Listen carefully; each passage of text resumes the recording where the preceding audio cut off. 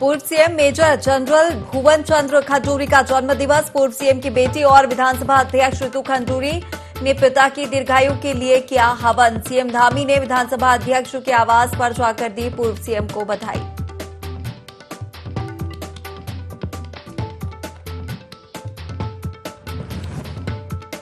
अब दूरस्थ इलाकों में भी लोगों को मिलेगी समान नागरिक संहिता की पूर्ण जानकारी। राज्य स्तरीय समान नागरिक संहिता विशेषज्ञ समिति ने किया क्षेत्र भ्रमण का कार्यक्रम निर्धारित।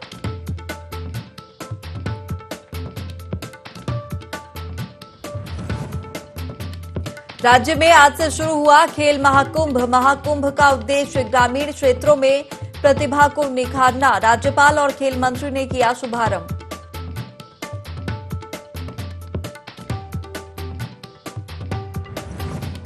हल्द्वानी शहर में अब आसान नहीं होगा वारदातों को अंजाम देना। 200 आधुनिक सीसीटीवी कैमरे की निगरानी में रहेगा हल्द्वानी शहर।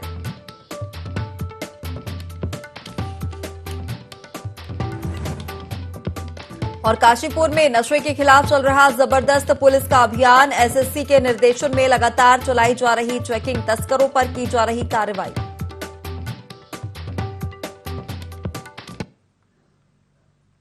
नमस्कार, बहुत स्वागत है आपका देवभूमि लाइव के इस खास बुलेटिन में। मैं हूं आपके साथ हिमांशु मेहता। बुलेटिन की शुरुआत करेंगे बड़ी खबर के साथ जो नई दिल्ली से मिल रही है, जहां हरिद्वार को स्वच्छता सर्वेक्षण में अवार्ड मिला है। बता दें कि धामी के नेतृत्व में स्वच्छता मिशन में उत्तराखंड टॉप 3 में आया है। हरिद्वार, डोईवाला, नरेंद्र नगर, रामनगर, लंढोर कैंट को अवार्ड मिला है। शहरी विकास मंत्री प्रेमचंद अग्रवाल ने यह अवार्ड लिया है। हरिद्वार को बेस्ट गंगा टाउन का अवार्ड मिला। साथ ही बता दें कि 100 से कम निकाय वाले राज्यों में उत्तराखंड टॉप 3 में शामिल हुआ है। तो ये बड़ी खबर नई दिल्ली से, जहां हरिद्वार को स्वच्छता सर्वेक्षण में अवार्ड मिला है। धामी के नेतृत्व में स्वच्छता मिशन में उत्तराखंड टॉप 3 में आया है। साथ ही बता दें कि हरिद्वार को बेस्ट गंगा टाउन अवार्ड मिला है। 100 से कम निकाय वाले राज्यों में उत्तराखंड टॉप 3 में शामिल हुआ है।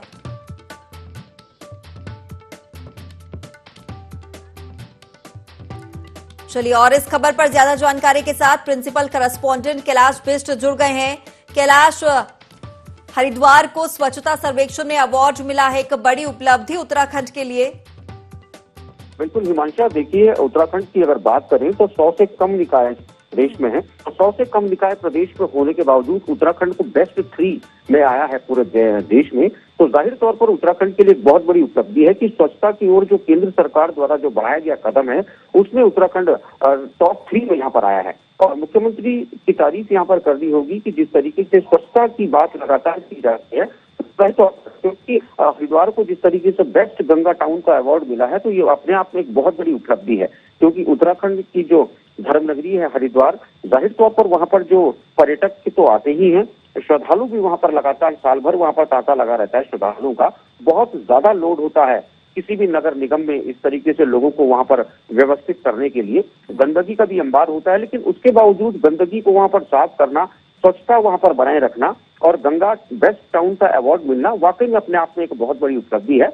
और जो शहरी विकास मंत्री हैं प्रेमचंद अग्रवाल, उनके द्वारा ये अवार्ड हासिल किया गया है महामहिम राष्ट्रपति द्वारा दिल्ली में।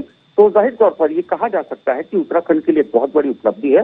और चूंकि केंद्र द्वारा इस योजना को हर साल चलाया जाता है और जब सर्वेक्षण होता है तो केंद्र की जो टीमें होती हैं वो कुछ जो नगर पालिका और नगर निगम है उनको चयनित करती हैं। उसके बाद वो देखती हैं वहां पर कि किस तरह की सफाई व्यवस्था है, किस तरीके से कर्मचारी काम कर रहे हैं, लोगों से बातचीत की जाती है। तो 3 से 4 ऐसे एंगल होते हैं जिन एंगल्स को देखा जाता है। उसके बाद ही अपनी रिपोर्ट वो सौंपते हैं केंद्र को, जिसके बाद केंद्र ये प्रस्तुति अपनी जारी करता है कि फलां शहर को अवार्ड दिया जाए। तो उसी की तर्ज पर इन 5 शहरों को चुनकर इनको अवार्ड दिया गया। बिल्कुल कैलाश, बहुत बड़ी बात हो जाती है जब 100 से कम निकाय वाले राज्यों में इस तरीके से स्वच्छता मिशन में स्वच्छता सर्वेक्षण में अवार्ड मिलता है। और इसके साथ ही बड़ी बात तब हो जाती है जब हमारे सफाई जो कर्मी होते हैं वो दिन रात मेहनत करते हैं। इसके साथ ही अगर बात यह भी की जाए तो सीएम धामी भी लोगों को जागरूक करने के लिए सड़क पर उतरे थे और जिस तरीके से उन्होंने स्वच्छता का संदेश भी दिया था कि लगातार सफाई बनाए रखें।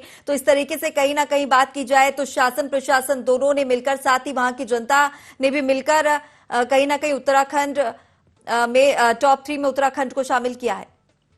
बिल्कुल, देखिए मैं इस वक्त मुख्यमंत्री की तारीफ इसलिए करना चाहूंगा क्योंकि मुख्यमंत्री खुद ये बीड़ा उठा चुके हैं कई मर्तबा। और कुछ दिनों पहले हिमांशा हमने देखा भी कि मुख्यमंत्री ने राजधानी देहरादून में जिस तरीके से शहीदों को नमन किया था, उसके बाद शहीदों के घर के बाहर से ही उन्होंने स्वच्छता अभियान का आगाज किया था। हालांकि मूसलाधार बारिश थी, लेकिन इस तरह का अभियान, और उसके बाद अगर लोगों की बात करें तो जाहिर तौर पर लोगों की एक बहुत बड़ी जिम्मेदारी बनती है कि स्वच्छता बनाए रखना है। क्योंकि जिस तरीके से लोग अपने घरों को साफ रखते हैं, तो जाहिर तौर पर अगर लोग अपने गली मोहल्लों को, अपने शहरों को साफ रखेंगे तो ये एक जिम्मेदारी यहाँ पर सामूहिक तौर पर बन जाती है। और अमूमन लोगों को हमने देखा भी है कि लोग समय समय पर इस तरह के कार्यक्रम चलाते रहते हैं उत्तराखंड में, तो जिससे कहीं ना कहीं जो शहर है, शहर साफ सुथरे हैं। और हाँ, इस वक्त तारीफ करनी होगी नगर निगम को, उन कर्मचारियों की जिनका जिक्र आपने किया है, जिनको हम सफाई कर्मी कहते हैं, कि वो चाहे कैसी भी विषम परिस्थितियां हो हिमांशा, उन विषम परिस्थितियों में भी वो लोग लगातार काम करते हैं। शहर को साफ सफाई दुरुस्त रखने में वो अपना जी जान जुटाते हैं। तो कहीं ना कहीं उनका भी एक बहुत बड़ा योगदान है, इसलिए धन्यवाद के पात्र वो भी हैं। और जिस तरीके से खुद जो शहरी विकास मंत्री हैं, उन्होंने तमाम नगर पालिका, तमाम नगर निगम और उन कर्मचारियों के समेत मुख्यमंत्री सभी का आभार जताया। जी बिल्कुल कैलाश, और गर्व की बात होती है जब देश के राष्ट्रपति के हाथों स्वच्छता सर्वेक्षण में पुरस्कार मिले। फिलहाल हमारे साथ जुड़ने के लिए आपका बहुत शुक्रिया। तो बता दें कि हरिद्वार को स्वच्छता सर्वेक्षण में अवार्ड मिला है और इसी के चलते शहरी विकास मंत्री प्रेमचंद अग्रवाल ने यह अवार्ड लिया है। चलिए खबरों में आगे बढ़ेंगे। उत्तराखंड के पूर्व मुख्यमंत्री मेजर जनरल भुवन चंद्र खंडूरी का जन्मदिन धूमधाम से मनाया गया है। पूर्व मुख्यमंत्री की बेटी और विधानसभा अध्यक्ष रितु खंडूरी भूषण ने अपने पिता की दीर्घायु की कामना के लिए हवन यज्ञ कर पूजा अर्चना की। वहीं मुख्यमंत्री पुष्कर सिंह धामी, जेपी प्रदेश अध्यक्ष महेंद्र भट्ट, कैबिनेट मंत्री गणेश जोशी सहित कई बड़े नेताओं और संगठन के पदाधिकारियों ने विधानसभा अध्यक्ष के आवास पहुंचकर मेजर जनरल भुवन चंद्र खंडूरी को शुभकामनाएं दी। बता दें कि इस दौरान स्पीकर आवास पर सुबह से ही शुभकामनाएं देने के लिए नेताओं और लोगों का जमावड़ा लगा रहा।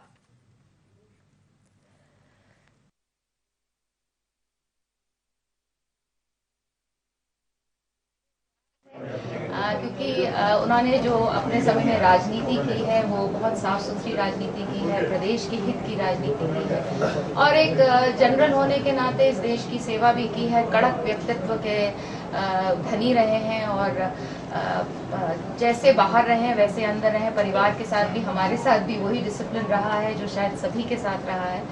तो इसलिए शायद पूरी उत्तराखंड में बहुत स्नेह उनको और आशीर्वाद मिला। उत्तराखंड को 68वें राष्ट्रीय फिल्म पुरस्कार के अंतर्गत मोस्ट फ्रेंडली स्टेट पुरस्कार मिला है। नई दिल्ली में आयोजित कार्यक्रम में राष्ट्रपति द्रौपदी मुर्मू ने ये पुरस्कार दिया। राज्य सरकार की ओर से ये पुरस्कार सूचना एवं मुख्य कार्यकारी अधिकारी बंशीधर तिवारी ने प्राप्त किया है। इस उपलब्धि पर उन्होंने कहा कि इस पुरस्कार से प्रदेश में फिल्मों की शूटिंग को और अधिक प्रोत्साहन मिलेगा। राज्य सरकार ने फिल्म निर्माता निर्देशकों के लिए अनुकूल माहौल बनाया है, जिसका परिणाम है कि आज उत्तराखंड को राष्ट्रीय स्तर पर पुरस्कार से सम्मानित किया गया है। मुख्यमंत्री धामी प्रदेश की फिल्म नीति को और अधिक आकर्षक बना रहे हैं। अब राज्य में अधिक से अधिक फिल्म निर्माता आ सकेंगे और स्थानीय स्तर पर रोजगार के अवसर बढ़ सकेंगे।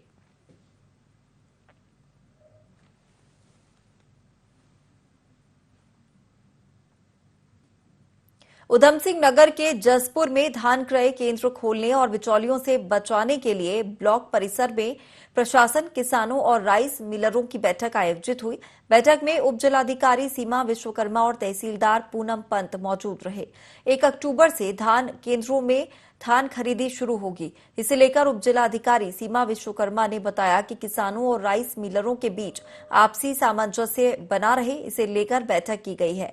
किसानों को किसी प्रकार की समस्या होने पर केंद्र पर उच्चाधिकारियों के नंबर उपलब्ध कराए जाएंगे। साथ ही बताया कि उप जिलाधिकारी कार्यालय पर भी शिकायत कर सकते हैं। इन शिकायतों का जल्द ही निराकरण किया जाएगा।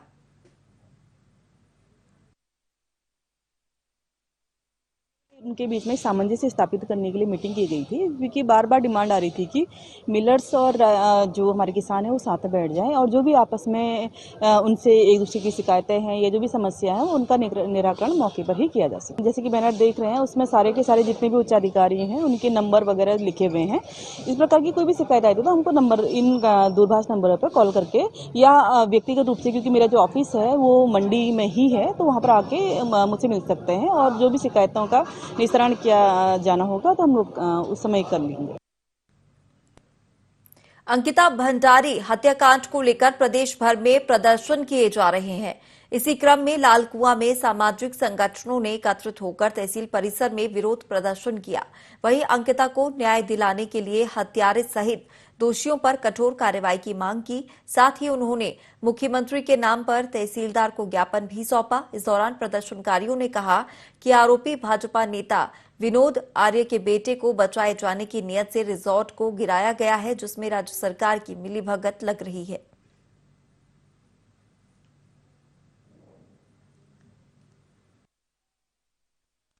लगातार जो घटनाएं बढ़ रही हैं, तो अभी जो ताजा घटना हुई अंकिता भंडारी के लिए, उसके लिए हम ज्ञापन देने आए हैं। उस अंकिता का मामला है कि जो रिजॉर्ट ऋषिकेश में बना है, तो हमारा मानना ये है कि जितने भी साक्ष्य रिजॉर्ट के अंदर थे, अंकिता भंडारी को तो मार दिया गया, जितने रिजॉर्ट के अंदर साक्ष्य मौजूद थे उस साक्ष्य को मिटाने के लिए एकदम उस पर बुलडोजर चला दिया है। तो सरकार भी कहीं ना कहीं से उसमें उसको सह मिली हुई है और उसकी सह पर ये सारा जो घटना है उसको अंजाम दिया गया है।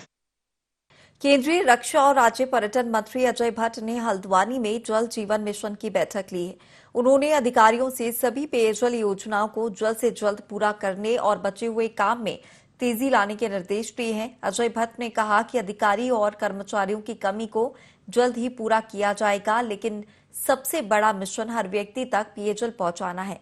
उन्होंने कहा कि जिले में जल जीवन मिशन के तहत 929 करोड़ की 510 पेयजल योजनाएं चल रही हैं। नैनीताल में अब तक 60,000 से ज्यादा घरों में पेयजल कनेक्शन दिए जा चुके हैं।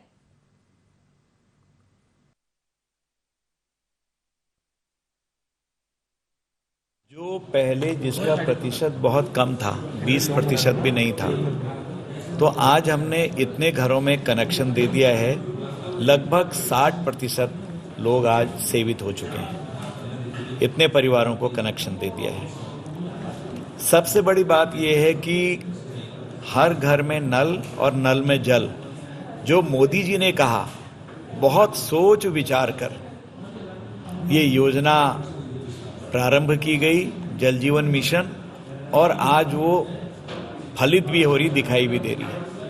अकेले अगर नैनीताल जिले की बात मैं करूं तो कम से कम 929 करोड़ रुपए 929 करोड़ रुपए सैंक्शन हुए हैं। कुछ लाख भी हैं आगे, लेकिन 929 करोड़ रुपए। काशीपुर में नशे के विरुद्ध लगातार अभियान जारी है। इसके चलते आईटीआई थाना पुलिस ने चेकिंग के दौरान 2 युवकों को गिरफ्तार किया है, जिनके कब्जे से लगभग 225 ग्राम स्मैक भी बरामद की गई। मामले में एसपी चंद्रमोहन सिंह ने बताया कि ये नशे के कारोबारी यूपी से स्मैक लाकर उत्तराखंड में सप्लाई के लिए ले जा रहे थे। वहीं स्मैक की कीमत लगभग 28 लाख रुपए बताई जा रही है।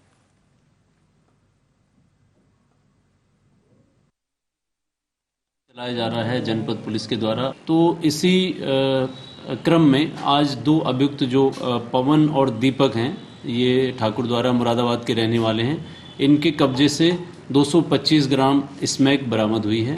दोनों अभियुक्त जो है इसको बेचने के लिए ला रहे थे और इनको चूंकि बेच पाते इससे पहले इनको गिरफ्तार कर लिया गया है। 225 ग्राम लगभग ये 28 से 30 लाख के लगभग इसकी जो है अंतर्राष्ट्रीय बाजार में कीमत बताई जा रही है।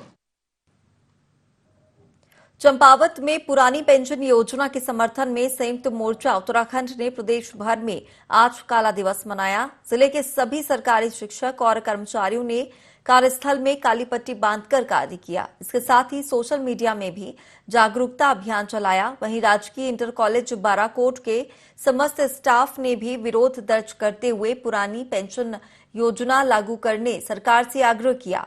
शिक्षक अर्जुन सिंह शतोला ने बताया कि पुरानी पेंशन बहाली को लेकर संयुक्त मोर्चा जल्द ही कश्मीर से कन्याकुमारी तक यात्रा निकालने जा रही है। साथ ही सरकार जब तक शिक्षक कर्मचारियों की बात नहीं मानेगी तब तक संघर्ष जारी रहेगा।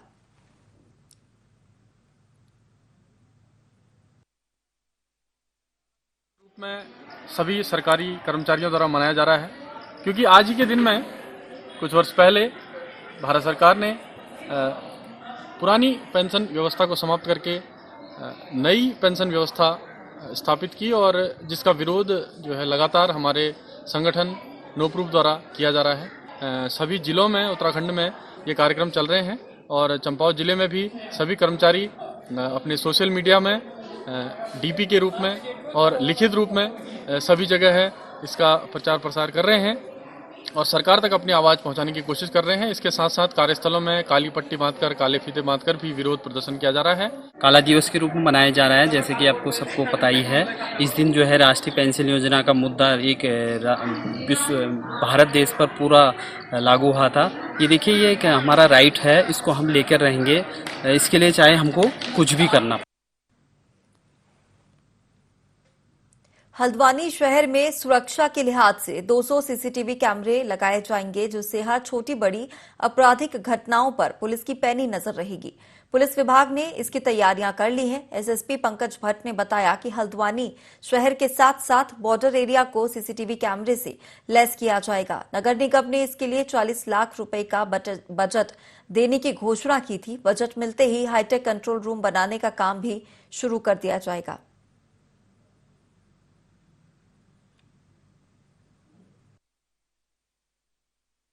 हल्द्वानी शहर को पूरा कवर करने के लिए एक प्लान बन रहा है, जिसमें लगभग 200 सीसीटीवी प्रपोज्ड हैं और इस पे हम लोग बहुत तेज़ी से काम कर रहे हैं। इसमें सारे जो महत्वपूर्ण क्षेत्र हैं उनको कवर किया जा रहा है और साथ में बॉर्डर एरिया भी हम लोग इसमें कवर कर रहे हैं और इसका प्रपोजल लगभग तैयार है। बहुत जल्दी ही इसमें हम लोग इसको इम्प्लीमेंट करने जा रहे हैं। इसके अलावा पीएसक्यू में एक प्रपोजल है जिसमें हम लोग जो है कंट्रोल रूम को आधुनिक बना रहे हैं और इसमें आपका सीसीटीवी वॉल भी हम लोग बनाने जा रहे हैं। इसके माध्यम से हम लोग पूरे शहर को हमेशा कवर करके रखेंगे। राज्य स्तरीय समान नागरिक संहिता विशेषज्ञ समिति के सदस्यों ने नागरिकों का पक्ष सुनने के लिए क्षेत्र में भ्रमण कार्यक्रम का आयोजन किया। इसका उद्देश्य राज्य के दूरस्थ और दुर्गम क्षेत्रों में भ्रमण कर लोगों को समान नागरिक संहिता की जानकारी देकर उनके सुझाव प्राप्त करना है। विशेष तौर पर महिलाओं और युवाओं को इस बारे में बताते हुए विवाह संरक्षण, तलाक, गोद लेना, संपत्ति का अधिकार आदि पर सुझाव प्राप्त कर तैयार की जाने वाली रिपोर्ट में समाहित करना है। इसी क्रम में सदस्यों के भ्रमण का कार्यक्रम राज्य के सीमांत गांव माणा जनपद चमोली से शुरू किया गया। माणा गांव में सदस्यों द्वारा बैठक आयोजित की गई। समान नागरिक संहिता के बारे में जानकारी देने के उपरांत उपस्थित महिलाओं, पुरुषों और युवाओं को अपने क्षेत्र से संबंधित रीति रिवाजों के विषय में जानकारी दी गई। उनके द्वारा विभिन्न मुद्दों पर सुझाव भी दिए गए। इस कार्यक्रम में महिलाओं ने पारंपरिक वेशभूषा पहनकर प्रतिभाग किया।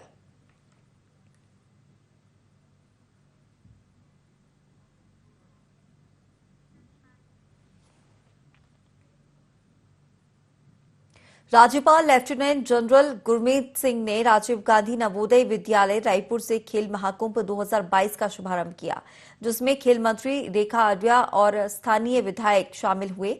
इस अवसर पर राज्यपाल ने खिलाड़ियों को संबोधित किया। साथ ही कहा कि खेल महाकुंभ का आयोजन 4 स्तर पर किया जाएगा, जिनमें न्याय, पंचायत, विकासखंड, जिला और राज्य शामिल है। इस खेल महाकुंभ के तहत सबसे पहले ग्रामीण क्षेत्रों से न्याय पंचायत स्तर पर खिलाड़ियों का चयन किया जाता है। वहीं 1 अक्टूबर से 15 जनवरी तक आयोजित होने वाले इस खेल महाकुंभ में करीब 10 करोड़ का बजट रखा गया है।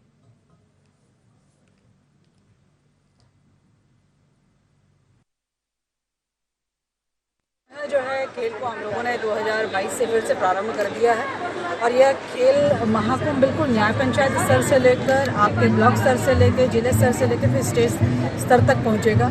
इसमें वो सारी प्रतियोगिताएं न्याय पंचायत स्तर पर रखी गई हैं, जो कि आगे चल के ब्लॉक, जिले और आपके राज्य स्तर तक पहुंचेंगे। ग्राम लेवल पे, ग्राउंड लेवल पे, पंचायत लेवल तक कैसे पहुंचा जाए। इनफैक्ट जो हमारी बेस है वो गांव और पंचायत से ही शुरू होती है और ये जो सोच है खेल महाकुंभ 2022 की, इसका जो आज हमने शुभारंभ किया है, देश से, राष्ट्र से और इंटरनेशनल लेवल के साथ में जोड़ देगा। हल्द्वानी पुलिस लगातार नशे के खिलाफ कार्रवाई कर रही है और इसी कड़ी में पुलिस ने टीपी नगर में 103 ग्राम स्मैक के साथ एक व्यक्ति को गिरफ्तार किया है। वहीं पकड़े गए आरोपी के पास से बरामद की गई स्मैक की कीमत अंतर्राष्ट्रीय बाजार में लाखों रुपए की बताई जा रही है। साथ ही आरोपी के कब्जे से बिना कागजात वाली बाइक को भी पुलिस ने सीज कर दिया है। बता दें कि आरोपी स्मैक तस्कर बरेली के भोजीपुरा से स्मैक को खरीद कर लाया था।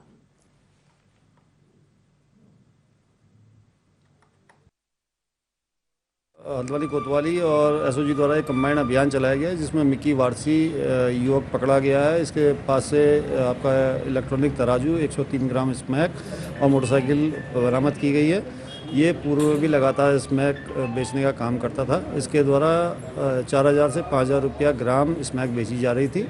इसका नेटवर्क बरेली से ये लाता था और यहाँ लोकल स्तर पे विद्यालयों में और खासकर इसकी सप्लाई का होता है, बच्चों पे इसका फोकस रहता था।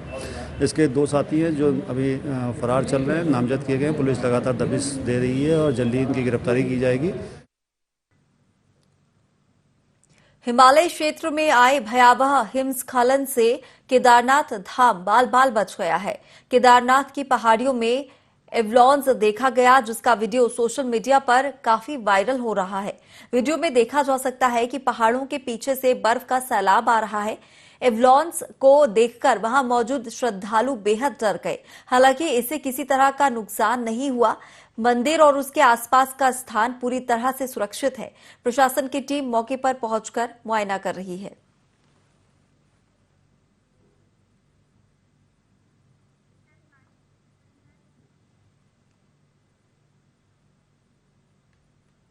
चलिए और अब खबर लक्सर से, जहां त्रिस्तरीय पंचायत चुनाव का मतदान और मतगणना शांतिपूर्वक हुआ। शांतिपूर्ण मतदान होने पर पुलिस प्रशासन और निर्वाचन विभाग ने राहत की सांस ली, क्योंकि लक्सर क्षेत्र अति संवेदनशील होने के चलते स्थानीय पुलिस विभाग और प्रशासनिक महकमे के सामने शांतिपूर्ण मतदान और मतगणना एक बड़ी चुनौती थी। शांतिपूर्ण चुनाव के लिए उप जिला मजिस्ट्रेट गोपाल राम बिनवाल ने क्षेत्र की जनता का आभार जताया है।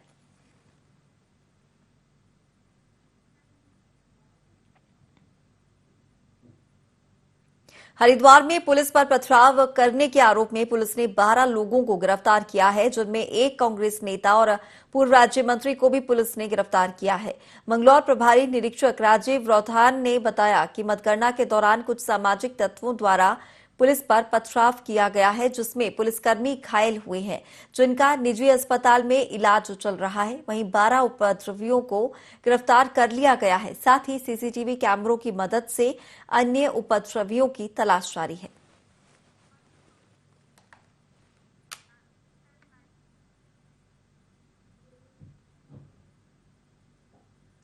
चलिए फिलहाल इस बुलेटिन में इतना ही। आप बने रहिए IND 24 के साथ।